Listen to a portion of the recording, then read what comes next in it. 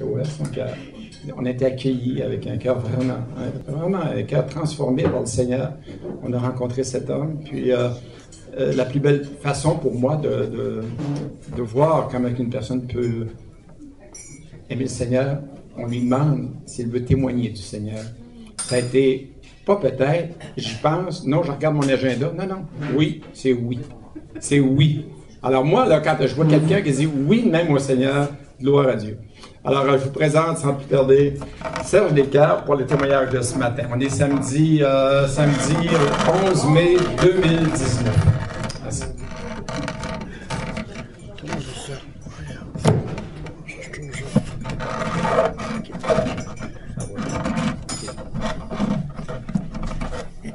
Il est dur la technique, hein? Ah, wow. Super.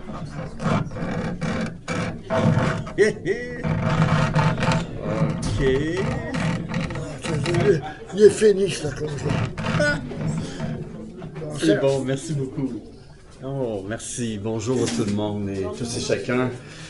Et vraiment, à travers mon témoignage, parce que, vous savez, ça fait longtemps que je suis chrétien, depuis 82. Ça fait combien d'années, ça?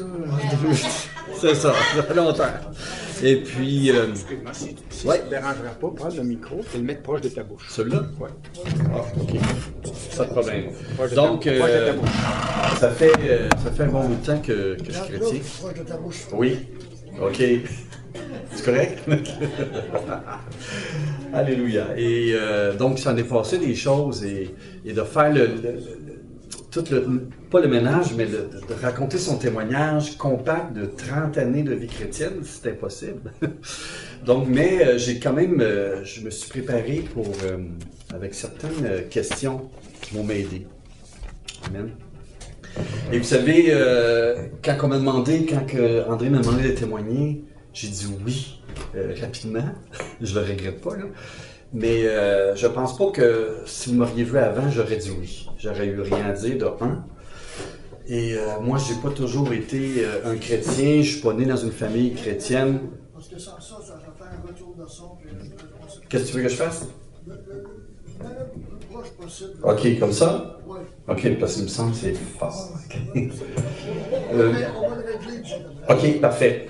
Et donc, mon premier section de témoignage, j'ai écrit « Athée à la foi, de la solitude et la crainte vers la confiance et la vie de la foi. » Et puis ça, c'est la première section de mon témoignage et je vais vous parler un peu qu'est-ce que ça signifie pour moi, athée à la foi.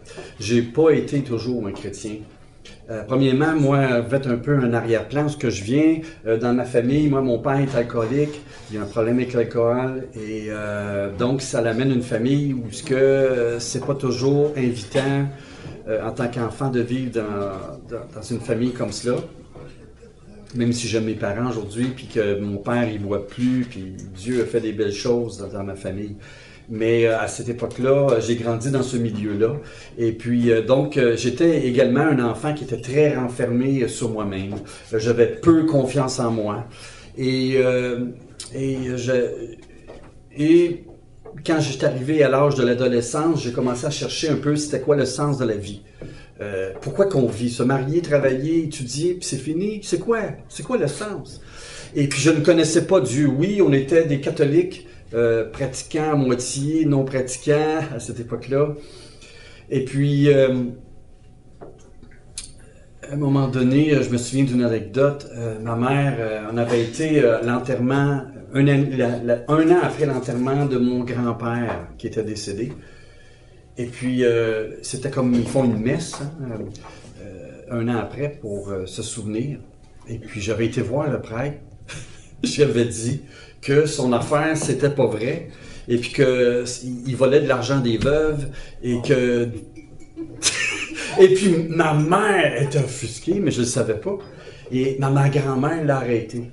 Elle a dit, non, non, non, s'il est prêtre, il est capable de répondre à cela. Puis il dit, un jour, ton gars va faire quelque chose pour Dieu. Je dis, hein? Je dis, Elle me l'a dit beaucoup plus tard, ma mère, quand je suis devenu pasteur. Mais j'ai dit, wow, c'était une parole de prophétie. Mais c'est pour vous montrer un peu une anecdote comment que moi, je ne croyais pas en Dieu à l'époque. Et puis, lorsque je suis arrivé à l'adolescence, bien, étant quelqu'un de renfermé, pas beaucoup confiance en soi, avec le modèle de consommation que j'avais déjà autour de moi, eh bien, pour moi, c'était facile que lorsque l'occasion de prendre du pot est arrivée, ben, j'ai saisi l'occasion parce que pour moi, c'était une façon de pouvoir geler mes émotions et en même temps, de pouvoir faire un contact avec les gens sans nécessairement devoir parler, sans être quelqu'un qui donne quelque chose aux autres. Et ça, je suis arrivé au cégep, j'étais bon à l'école, mais lorsque le pot est rentré, ça n'a pas pris de temps, j'ai coulé ma deuxième session et je prenais la drogue à tous les jours et j'étais vraiment quelqu'un de dépendant. Dépendant sur la toxicomanie. Et puis, pour moi, de vivre une journée ou une journée sans drogue, c'était comme devenu pas normal pour moi. Pour vous imaginer, des fois on dit on prend un joint ou un verre, puis sociablement, puis on a un feeling, puis c'est de temps en temps, on vit ce feeling-là. Moi, c'était rendu le contraire. Mon état normal, c'était être sur la drogue, et le pas normal, c'était être sans drogue. Et puis là, mes parents étaient vraiment inquiets. Et je me souviens, à un moment donné, ils me confrontaient, puis ils voulaient que j'arrête de prendre la drogue, et je les comprends, ils m'aimaient. Et puis, à un moment donné, ils m'ont pogné avec un sac de drogue dans la maison. Et puis, j'ai décidé ce soir-là de quitter, de faire une fugue. Et puis, à 17 ans, et j'avais mis l'échelle en arrière, on était sur 2 étages, j'avais descendu l'échelle, puis moi, je m'en allais dans mon rêve, là. Je m'en allais, j'étais pas vraiment réaliste, je m'en allais vivre avec les amis à Montréal, au cégep, où là, je pourrais prendre la drogue comme je veux. C'est niaiseux, mais je sais pas où j'avais la tête. Et puis, finalement, rendu à Montréal, mes amis ont dit, ben non, tu sais, tu peux pas, là, tu sais, faut que tu retournes chez vous ou ça marche pas. Fait que j'ai dit, oh, ben, je vais aller voir mes amis à Châteauguay, parce que je restais à Châteauguay. Fait que là, je suis retourné à Châteauguay, puis là, mes amis disent, ton père te cherche. Moi, dans ma tête, là, j'allais voir mes amis pour prendre la drogue, pas pour retourner chez nous. Pour moi, j'étais parti. Et pour vous dire clairement comment j'étais complètement pris là-dedans. Je me souviens que lorsque j'étais au cégep, à l'intérieur de moi, je criais « Au secours ». J'arrivais au cégep, je voulais peut-être ne pas en prendre cette journée-là de drogue, mais j'étais incapable de ne pas en prendre. Et puis, je criais au secours, mais je ne sais pas à quoi, parce que je ne croyais pas en Dieu. Pour moi, Jésus, c'était quelqu'un qui avait développé une force paranormale. Tu sais, je pensais comme cela, comme peut-être plusieurs Québécois le pensent. Tu sais. C'était un bon enseignant, sûrement, mais je ne le connaissais pas. Mais tu sais, on voyait son film une fois par année à Pâques, là. Mais, tu sais, c'est à peu près tout, là. Tu sais.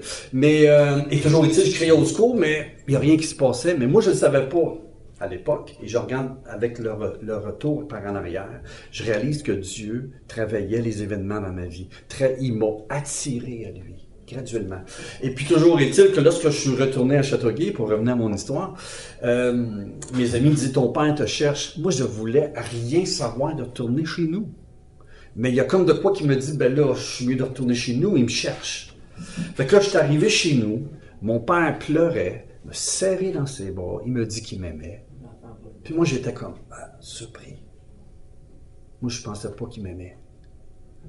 Et puis, j'étais tout surpris. Et cette journée-là, c'était la journée que j'ai arrêté de prendre la drogue.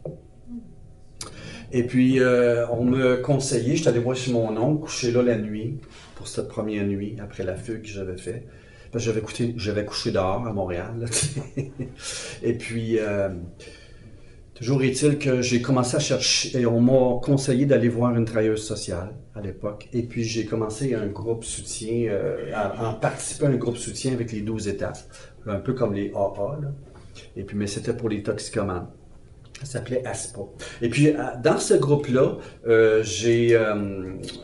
j'ai commencé à aller, et puis c'était vraiment stimulant parce qu'il y avait d'autres jeunes comme moi. À l'époque, j'avais 19 ans, là, tu sais, 18-19 ans, là, tu sais. Fait que, il y avait d'autres jeunes qui étaient là avec des adultes, puis ça parlait des étapes, des 12 étapes, mais surtout du rétablissement, puis on entendait des témoignages, des jeunes qui avaient changé, qui prenaient plus de drogue, puis comment est-ce qu'ils cheminaient, puis à un moment donné, on entendait parler tranquillement de Dieu. Ils parlaient de Dieu. Moi, je trouvais ça sonnait drôle à mes oreilles. Et puis, à un moment donné, ils ont dit là-dedans que dans ce groupe-là, tu devrais prendre un parrain, quelqu'un qui est plus vieux que toi, puis qui va t'aider, tu sais. Tu l'appelles quand tu as le goût de prendre de la drogue ou il se passe de quoi, tu peux partager avec lui. Je dis, je vais prendre un parrain. Puis j'ai pris un parrain. C'est spécial, il n'était même pas chrétien. Là. Il était, je pense, dans les francs-maçons. Fait que, en tout cas, c'est une histoire. Là. Mais quand même, il croyait en Dieu. Pour vous dire que le Seigneur, il nous amène à lui graduellement, puis il utilise toutes sortes de personnes dans notre vie. Mais il y a une chose à cette époque-là c'est que cette personne-là était plus proche de Dieu que moi je l'étais. Fait qu'il m'a partagé, lui, sa foi. Puis il me dit qu'à tous les soirs, il priait. Je dis, ouais. Je savais pas. Il dit, mais du monde, moi je fais ma prière à tous les soirs avec Dieu. Je dis, ouais. Fait j'ai dit, je vais faire ça aussi. Pas plus fou, il faut suivre les conseils. J'ai commencé à prier Dieu. Et puis, je me suis agenouillé devant ma fenêtre, je voyais le ciel avec les étoiles. Puis là, je m'agenouillais, puis là, je faisais « Tu le Notre Père », je m'en souviens pas. Peu importe, mais je priais, puis je me suis dit, je vais faire semblant que Dieu est à côté de moi. Puis je commençais à lui parler, à lui demander que tout jeune homme demande à Dieu, une femme, demander que Dieu me protège, ou je me souviens plus ou moins de ce que je priais, mais une pensée a commencé à naître dans mon esprit. J'aimerais ça, connaître Dieu. J'aimerais ça, connaître Dieu. Avoir un contact avec lui. Mais, pas plus que ça, là. Tu sais, je pensais pas, là, plus loin que ça, là. Mais, et à cette époque-là, a commencé une recherche, une soif de vouloir le connaître.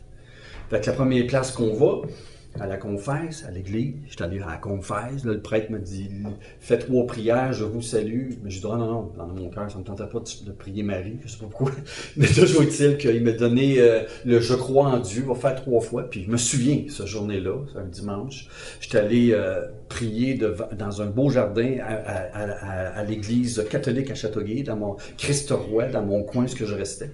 Et puis j'avais été faire 3 fois pas le genuflexion, là, mais le je crois en Dieu.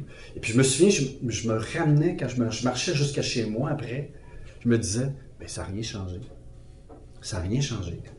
Mais toujours est-il que cette soif était de plus en plus intense. Et à un moment donné, ça m'a amené à rechercher. J'ai fait une fin de semaine avec les catholiques, une fin de semaine de recherche de Dieu, puis de soi à travers les cursilos. C'était Hercule qui appelait Rencontre à 3 dimensions, Dieu, toi et les autres. Et moi, je croyais que Dieu, c'était finalement s'aimer les uns les autres. Je croyais que c'était ça. Mais dans ce groupe-là, il y avait un chrétien, parce qu'on se réunissait par la suite, qui s'appelait Normand, qui était un chrétien évangélique. C'était un pentecôtiste. Et il m'a parlé de Jésus comme quoi c'était un don gratuit de Dieu. Il me fait lire la Bible, puis il me lit un verset qui dit « Si tu confesses de ta bouche que Jésus est Seigneur, si tu crois dans ton cœur que Dieu l'a ressuscité, tu seras sauvé. » Il me montrait des versets sur le don de Dieu, de la vie éternelle, le don gratuit de Dieu. Et pour moi, je me sentais tellement coupable de tout ce que j'avais fait. Et j'ai pas compté grand-chose, mais dans la drogue, t'en fais des niaiseries. Puis je me sentais tellement coupable. Je me disais, ça se peut pas. C'est gratuit. J'étais surpris de cela.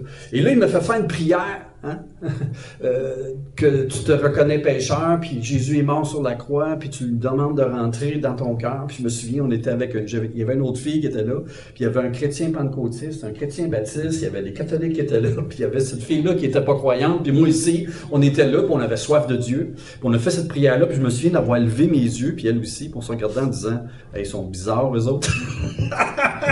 Mais, je n'ai pas senti de changement, mais la soif, c'est comme si je savais maintenant la soif de Dieu que j'avais. Je savais où est-ce que je pouvais trouver Dieu. C'était parmi les chrétiens. Et puis j'ai commencé à aller à l'église où ce que Normand allait. Et puis je trouvais ça wow, parce que ça parlait du Saint-Esprit, des dons de l'Esprit Saint. Puis j'ai dit wow, ça m'intéresse, c'est ça que je veux vivre, c'est qu'est-ce que les apôtres ont vécu. Et toujours est-il que la première réunion que je vois dans cette église-là, on demande, le pasteur demande si, mettez-vous en petit groupe puis demandez-vous pourquoi vous venez ici aujourd'hui. Moi, je dis, moi, je viens ici pour trouver Jésus. C'était aussi simple que ça. Et puis, à la fin de la rencontre en petit groupe, le pasteur, on s'assit tous, puis le pasteur lève la main, il dit aux gens, il dit, à l'animateur du petit groupe, qu'est-ce que les gens ont dit? Puis là, la madame, elle s'est levée, celle qui animait le petit groupe qui posait la question. Elle dit, le jeune homme ici, il veut accepter Jésus. Moi, j'étais là, qu'est-ce que c'est ça? Wow! J'étais vraiment surpris. Et puis, justement, dans ces réunions-là, un peu comme ici ce matin, on fait toujours des appels, ils font des appels pour accepter Jésus. Fait que, la première chose que j'ai faite, j'avance en avant, moi je veux comment ça marche, je sais pas, là. Fait que, accepter Jésus, encore là, la même prière de repentance, Seigneur, je suis pécheur et je crois que tu es mort sur la croix, s'il vous plaît, rentre dans ma vie, merci pour le don de la vie éternelle que tu me donnes, amen, c'est tout. Fait qu'on s'en retourne dans notre place. Là, je fais ça, là, tous les dimanches, j'avance en avant, moi. Si j'avance en avant, je le veux. Mais il me semble que plus que j'avance, plus que j'essaye, on dirait que moins ça marche. Puis là, il arrive un mercredi soir lors d'une étude biblique. Je regarde à l'intérieur de moi, je me souviens même pas c'est quoi le thème de l'étude, là. C'est juste que à l'intérieur de moi, il y a comme quelque chose qui commence à se passer. Je me dis, cette gang-là, c'est pas vrai cette affaire-là. Je fais en plein qu'est-ce que je pense. Je me dis, ces gens-là, ils sont hypocrites aussi, puis c'est pas vrai, ils lèvent les mains, mais en le fond, ils connaissent pas Dieu. Je les dis, j'avais ce désir de connaître Dieu, puis ça marchait pas, je l'essayais, ça marchait pas. Et puis à ce moment-là que je pensais ça, le pasteur, Pierre Hébert à l'époque, lisait ce passage dans Jean chapitre 10. Je vais vous le lire. Ça dit ceci. « Je connais mes brebis et elles me connaissent. Comme le Père me connaît et comme je connais le Père, je donne ma vie pour mes brebis. J'ai encore d'autres brebis qui ne sont pas de cette bergerie. Celles-là, il faut que je les amène. Elles entendront ma voix. Il y aura un seul troupeau, un seul berger. Et vous n'avez pas... excusez. Et un seul berger. Mais lorsqu'il parlait, le pasteur, là, il y a quelque chose qui s'est passé. Le Saint-Esprit parlait à mon cœur. J'ai senti que c'était Jésus qui me parlait. Si tu juges les autres, c'est parce que toi, tu ne connais pas. Wow! Yaï! J'ai dit, oui, c'est vrai. Malgré toutes les fois que j'ai avancé en avant, je te connais pas. Et là, le pasteur, à la fin, puis là, il s'est dit, elles entendront ma voix. Et c'est exactement ce que j'entendais, c'était sa voix dans mon cœur. Et puis là, le pasteur, à la fin de la réunion, comme toutes les réunions, il dit, as-tu quelqu'un qui veut accepter Jésus?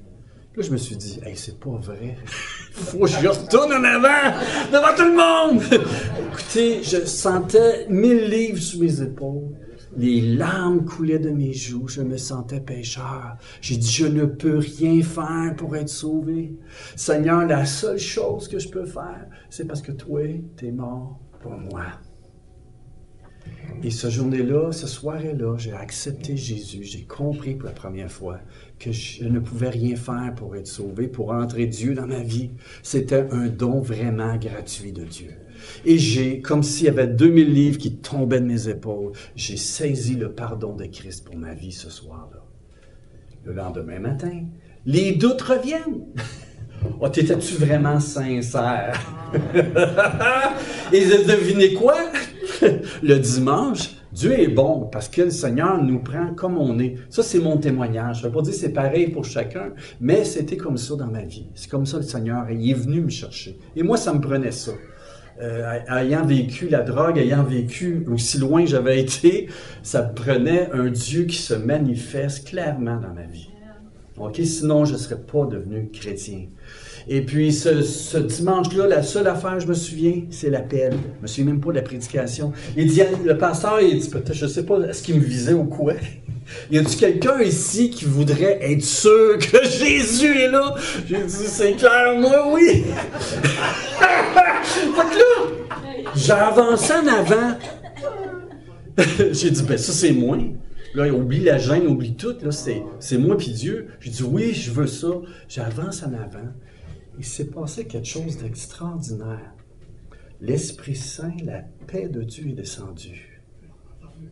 Wow! Là, j'ai dit, c'est vrai cette affaire-là? C'est vrai Dieu? C'est vrai Jésus? C'est vrai le Saint-Esprit? Ma vie n'a plus jamais été le même. Je me souviens à cette époque-là, après cette rencontre avec Jésus, lorsque j'arrivais à la maison, je pouvais arriver tard le soir, je mettrais la couverte sur moi avec une petite flashlight, puis je lisais ma Bible. Ma mère a dit, qu'est-ce que tu fais, Serge? Oh, viens, je lis ma Bible. Je me souviens même une journée que ma mère faisait le ménage dans la chambre. Elle voyait que je pleurais parce que j'écoutais des cassettes, j'écoutais des chants chrétiens avec du groupe Adoration, ceux qui connaissent ça, là, c'est vieux, là. Et puis, je louais Dieu. J'étais touché dans l'esprit.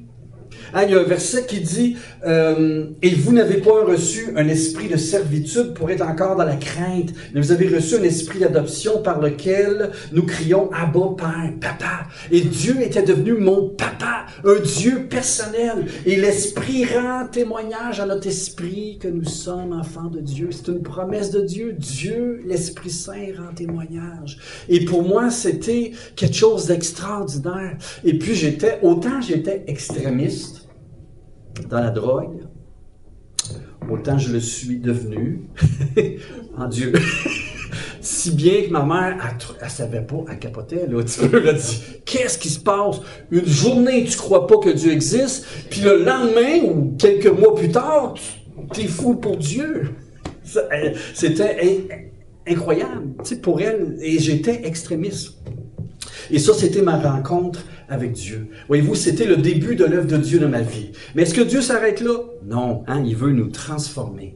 Et puis, des années plus tard, donc 7 ans, je vais à l'église, je suis zélé, je commence à aller au collège biblique, je sens l'appel de Dieu, et puis je le vois là-dedans. Mais c'est une chose d'accepter Jésus, mais c'en est une deuxième, d'être transformé par lui. Le Seigneur voulait restaurer ma vie. Et puis, ce qui est arrivé, c'est que, étant quelqu'un de renfermé, je demeurais encore renfermé, même en tant que chrétien. Oui, je louais Dieu. Oui, j'étais capable de parler de Jésus autour de moi parce que graduellement, Dieu avait commencé à travailler des choses, la confiance en moi, l'estime de soi, etc. Mais j'étais encore pogné, je savais pas comment gérer mes émotions, comment gérer mes relations. Mais le Seigneur était bon parce que j'étais quelqu'un avec une grosse carapace, si vous voulez. Mais à un moment donné, la carapace, j'ai pris un mur. Et puis à un moment donné, je suis rechuté dans la drogue. Et puis, ça m'a amené ça, après quelques années, même dans l'école biblique, lorsque je suis allé voir mon pasteur, j'ai dit, moi, j'ai besoin d'aide, là, parce que ça va mal. Et puis, je pense que je vais aller à Défi Jeunesse. Et le pasteur était vraiment surpris. Il dit, non, t'as pas besoin d'aller là, puis on va t'aider. Puis non, j'ai dit, faut que j'y aille, ça me prend un changement radical. Je suis extrémiste. Ça me prend un changement radical. Et puis moi, je pense que je vais aller là. Puis je suis allé là 1 an de temps. Et puis, fait que ça m'a vraiment amené, à travers le centre Défi Jeunesse, ça m'a amené à développer une vie de prière stable, une lecture biblique, commencer à parler de la patience, etc. Et puis, le changement a commencé, là, la coquille a commencé à sortir. Je commençais à parler de mes problèmes. Et puis, après 1 an à Défi Jeunesse, il y avait encore des aspects là, à changer dans ma vie. C'était pas encore complètement là. Il y avait des aspects que Dieu voulait travailler encore dans ma vie. Et il y a encore aujourd'hui, la remarque, là. Mais à cette époque-là, et c'était les relations avec les femmes. Et puis ce qui est arrivé lorsque j'ai sorti de Défi Jeunesse, j'ai rencontré une chrétienne. Et puis extrémiste, rapide, moi je suis comme ça, je plonge, puis après je me pose des questions, ben c'est ça, j'ai plongé. Et puis j'ai sorti avec, ça a duré, je pense, au total, 4 à 6 mois maximum. OK? Mais c'était vraiment pas le plan de Dieu, mais ça a permis à ce que mes problèmes ressortent. J'ai vécu un divorce en 6 mois. Marié, divorcé, etc. Tu sais, ça n'a pas d'allure, là. Tu sais, ça tient pas la route parce que j'avais des problèmes. Mais c'est là que j'ai pogné mon mur. Et puis là, j'étais à Québec à cette époque-là. Et j'ai été allé voir un conseiller chrétien. Et là, avec l'aide d'un conseiller, j'ai pu vraiment parler de ma vie, puis des désirs que j'avais, de mes relations avec mes parents, de mes émotions, de mon enfance. J'ai parlé de mes rencontres avec les jeunes filles, comment je comportais avec mes problèmes, etc. Et puis j'ai pu ouvrir vraiment ma vie à ce conseil-là. Ça a duré à peu près 9 mois à 1 an, un suivi que j'ai fait avec ce conseiller chrétien. Et puis, je peux dire vraiment, c'était pour moi un point tournant pour le changement dans ma vie. Moi, j'étais quelqu'un, moi, qui, la colère, je n'étais pas capable de régler mes problèmes. Plutôt que de dire quelque chose, fais pas mon affaire, tu me piles sur le pied, fais donc attention, ou je me sens frustré de telle chose. Moi, je parlais pas de ces choses-là. Donc, je refoulais. Et puis, avec le conseiller, j'ai pu faire face à mes parents, à mon père, entre autres, lui parler des choses qu'il faisait pas mon affaire. Et puis, j'ai pu faire le processus de pardon avec lui. Et de pouvoir aussi également, j'ai réalisé comment Dieu m'acceptait. Une image qui m'a énormément aidé, c'est que Dieu est mon papa. Et le fait que je pouvais partager mes faiblesses à Dieu, puis que Dieu me rejetait pas, de pouvoir me pardonner à moi-même, c'était quelque chose qui était libérateur, qui était nouveau, que j'ai connu avec grâce à ce conseiller-là. Et puis, c'est un cheminement que j'ai fait des années au début 90. Et à cette époque-là, j'étais à l'église pentecôtiste sur la Première Avenue. À l'époque, elle existait encore. Et puis, je me souviens que après 2 ans, la thérapie, j'ai commencé à prêcher encore une autre fois, à commencer à m'impliquer comme pour aider le pasteur. Et puis, moi, je pensais à l'époque que ma vie de ministère, c'était terminé. Mais là, c'est comme si le Seigneur me montrait autre chose. Il me montrait, non, c'est des personnes comme toi qui ont vécu des problèmes, que la façon que j'ai travaillé dans ta vie, je veux que tu partages ça avec d'autres qui, eux aussi, ont des problèmes. Et le Seigneur m'a amené, et ça c'est la 3e partie de mon témoignage, m'a amené à l'Armée du Salut éventuellement. C'est un intervenant, il partait une thérapie chrétienne, parce que j'ai été à Défi Jeunesse, faire la thérapie, j'ai travaillé là 1 an, j'ai vécu le divorce, etc. J'ai travaillé au Poste Canada, et là, ce chrétien-là m'a vu comment est-ce que j'ai cheminé, malgré un divorce, comment j'ai cheminé en tant que personne. Et puis, il me dit, t'es la bonne personne pour venir travailler dans une thérapie. Puis, il savait, j'avais étudié aussi au collège biblique, puis etc. Fait que j'ai commencé à travailler à l'Armée du Salut. Moi, je pensais que c'était terminé le ministère, mais c'est bizarre, hein? Dieu est venu, vraiment, on dirait que c'était vraiment le début du ministère. Alors que je pensais que j'étais un 0, Dieu dit non. Avec moi, c'est 1 plus 0, ça fait 10. 1 plus 2 0, ça fait 100. Amen. Donc, c'est là que j'ai commencé à travailler à l'Armée du Salut comme intervenant dans un centre de thérapie. Et j'ai étudié aussi en relation d'aide, en soins pastoraux, conseil pastoral, en service social aussi, pour pouvoir justement aider ces hommes qui venaient en thérapie. Et puis, à un moment donné, l'appel que j'avais ressenti des années auparavant, lorsque j'étais à l'église dans des années 84-82, j'étais nouveau chrétien, l'appel au ministère, bien, c'est reconfirmé à cette époque-là. Et j'ai dit, bien, Seigneur, si tu veux que je te sers comme pasteur, écoute, tu vas ouvrir les portes, puis tu vas mettre une femme dans ma vie. Ben, moi, je me vois pas pasteur célibataire. Tu sais, ça va être trop difficile. Là, je suis bien, je suis dans une thérapie pour hommes, je suis avec des hommes, je leur parle du Seigneur, puis je me sens correct. Mais si tu m'appelles là, ouvre les portes.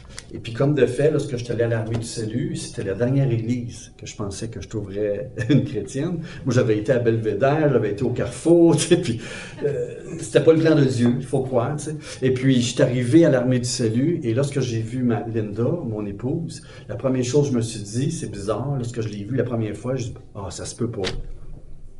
C'est dans une petite église que tu m'amènes, que je vais trouver une femme. Puis je la connaissais pas, là. Et puis, lorsqu'on a fait le cours soldat, c'est là que le Seigneur s'est montré à moi. Ils m'ont vraiment révélé Linda. Et puis, je l'ai approchée. Et elle disait avoir le don de célibat. Donc, j'ai dit, ça se peut pas. J'ai dit, normalement, moi, un chrétien me dirait cette situation-là, je dirais, tu sais, tu serais bien mieux de prier, peut-être que c'est pas la volonté de Dieu. Mais moi, le Seigneur, me l'avait tellement bien montré, j'ai dit, je peux pas reculer. Je vais lui parler. Et puis, je lui ai dit, j'écoute Linda, je dis, tu poses la question que peut-être que la volonté de Dieu, c'est que tu te maries. Tu sais, puis, elle, ça l'a un peu comme reviré, parce qu'habituellement, les gars s'en allaient après, là, tu sais. Je suis le don de célibat, oups, les gars s'en allaient, tu sais, s'éloignaient. Mais moi, j'ai resté. J'ai dit, ben, il me semble que le Seigneur me montre d'autres choses. Je me suis dit, je vais persévérer, je vais être un ami avec elle. Et puis, elle aussi, elle a prié de son bord. J'ai dit, prie. Puis là, elle a prié, puis elle a dit, Seigneur, lui met à cœur qu'on va se connaître, puis on va voir. Puis on va avoir l'unité, que ça soit oui ou non. Et finalement, j'ai dit à l'époque, ben, on va finir par se marier, parce que le Seigneur me l'a montré. Mais j'ai dit, écoute, on verra. Moi, j'ai dit, c'est soit le Seigneur ou c'est une rêve de pizza, là, tu sais. Mais on va voir, tu sais. Fait que finalement, on s'est mariés. Et puis, ensemble, on a embarqué dans l'armée du salut pour devenir des officiers de l'armée du salut, des pasteurs de l'armée du salut. Et l'armée du salut, c'est ça. C'était la voie que le Seigneur, lui, me conduit dans cette famille de l'Église universelle et l'armée du salut pour pouvoir, je trouve que c'est là qu'on aide les personnes avec des problèmes. Et puis, des personnes avec, on côtoie des gens qui sont en besoin, des gens, des toxicomanes, on côtoie des gens qui ont des brisures dans leur vie. Puis pour moi, d'être à l'armée du salut, c'est comme un naturel de pouvoir partager tout simplement qu'est-ce que Jésus a fait dans ma vie. Son salut, son pardon, qui a pris un bum, quelqu'un qui était dans la drogue, puis qui l'a amené à lui, puis aujourd'hui qu'il a reconstruit sa vie, sa personnalité, et qu'aujourd'hui, il l'amène à servir d'autres et à partager son amour avec d'autres. Moi, c'est ça le ministère. Je ne sais pas pour vous comment vous recevez ça. Moi, je vous connais pas personnellement, mais Dieu, lui, vous connaît. Puis je sais qu'il y a des chrétiens, des fois, qui vivent des problèmes qui ont l'impression qu'ils sont pas normaux. Hein? Ils ont des luttes dans leur vie, puis ils pensent que peut-être qu'ils sont pas des bons chrétiens. Parce que moi, je l'ai pensé. À un moment donné, que je me disais, ben, hey, c'est par la foi.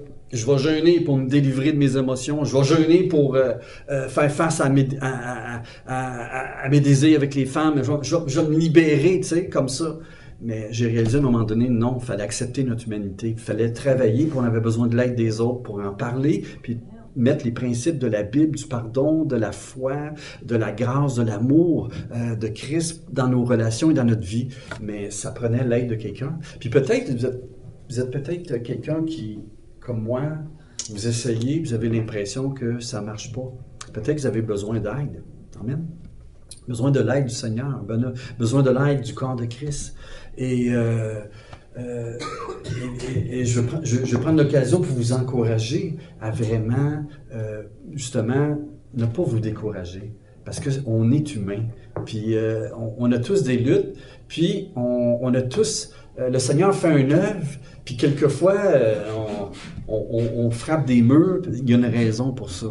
Hein, on disait tantôt, en son temps, ben, peut-être que c'est le temps de Dieu pour aujourd'hui, qui veut peut-être vous amener dans un cheminement à développer une profondeur avec Dieu, mais développer une profondeur du travail de Dieu dans votre vie, au travers de vos émotions, au travers de vos relations, et peut-être que vous avez besoin d'aide, ça se peut ça. Et j'espère juste qu'à travers mon témoignage aujourd'hui, ça peut vous avoir encouragé un peu que peu importe le nombre d'années que tu es dans la vie du Seigneur, il n'y a pas une situation que Dieu, ça le prend par surprise. Savez-vous ça? Il n'y a pas une situation qui prend Dieu par surprise. Moi, à travers tout mon cheminement, là, je regarde ça par en arrière, je me dis, ça se peut-tu, Dieu le bras long? Moi, je pensais tout le long que Dieu m'abandonnait ou que Dieu me disciplinait, que Dieu avait rien pour moi parce que j'étais trop désobéissant. J'ai réalisé qu'à travers tout ce temps-là, que Dieu était toujours là.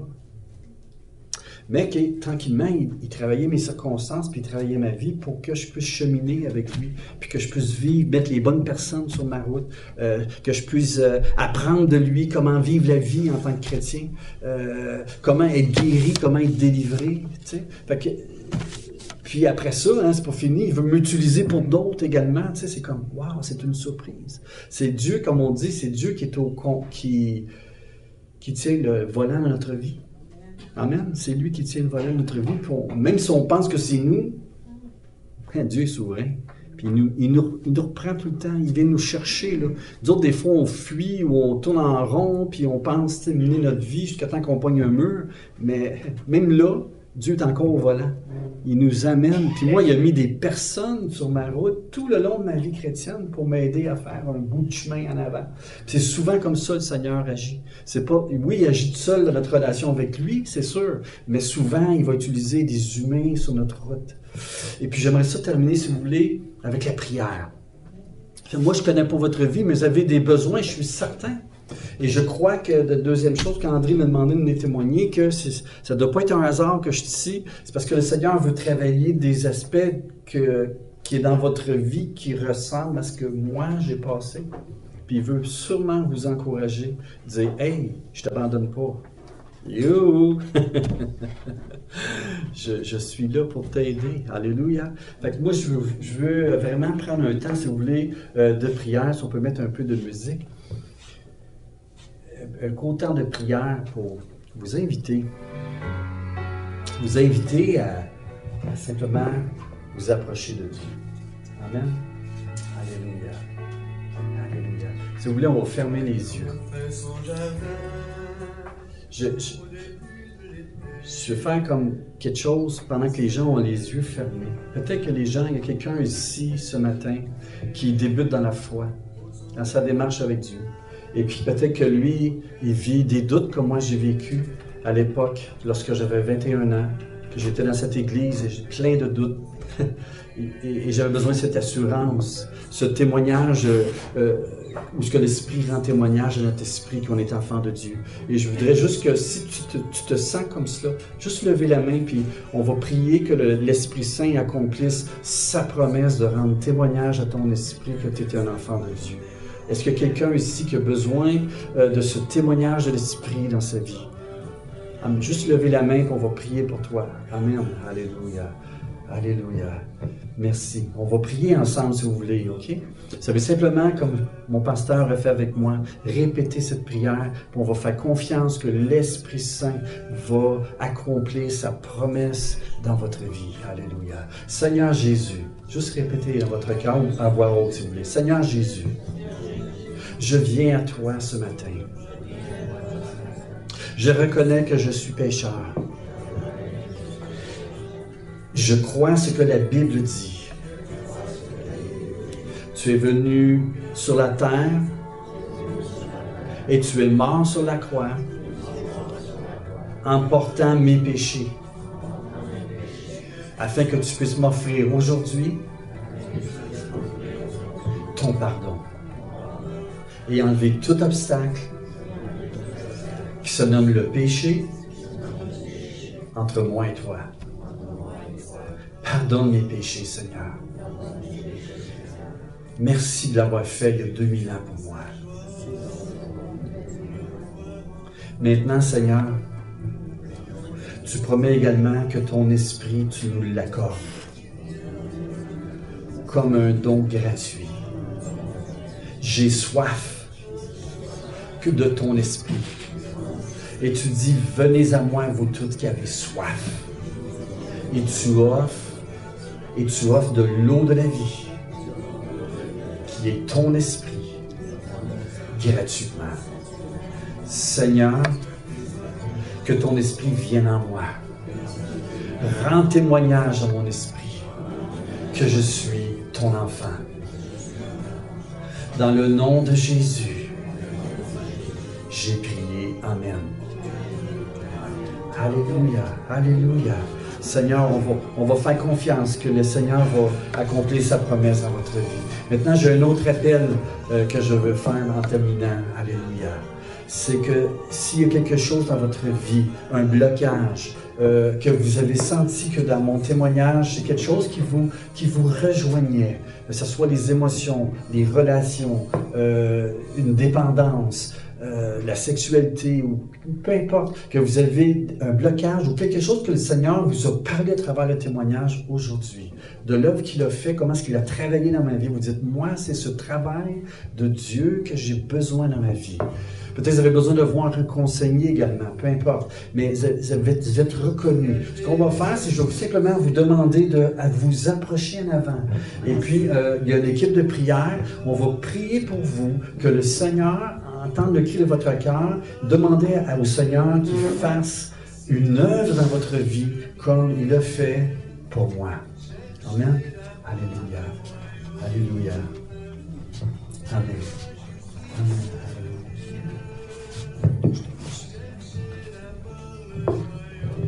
Merci Serge. Merci pour ce beau témoignage du fond du cœur. Du fond du cœur. Merci. Lorsqu'on parle du Seigneur, qu'on l'aime vraiment, il est vraiment dans notre vie, c'est avec le cœur qu'on peut parler. Ça, c'est une bénédiction de Dieu. Alors, merci. Alors, s'il y en a qui ont besoin de prière, je n'hésite pas d'avancer. Merci de votre présence. On vous donne rendez-vous le prochain mois, le 8 juin, au restaurant, n'oubliez pas, au restaurant La Véranda. Et puis, d'ici là, portez-vous bien. Tous les mardis soirs, soirée de prière à l'Armée du Salut du 815 boulevard Amel à Québec. Merci. Et surtout, n'oubliez pas d'aller sur notre site internet pour aller faire votre encan. Alors, au mois de juin, on va faire tirer la toile à Sylvie et aussi le portable que IM.C Gino va nous apporter d'une valeur de 279 $. Alors, allez faire vos dons, allez faire votre encan et on se revoit au mois de juin, le 8 juin, avec un témoignage d'Éric Blanchet. Alors, merci, bonne fin de journée.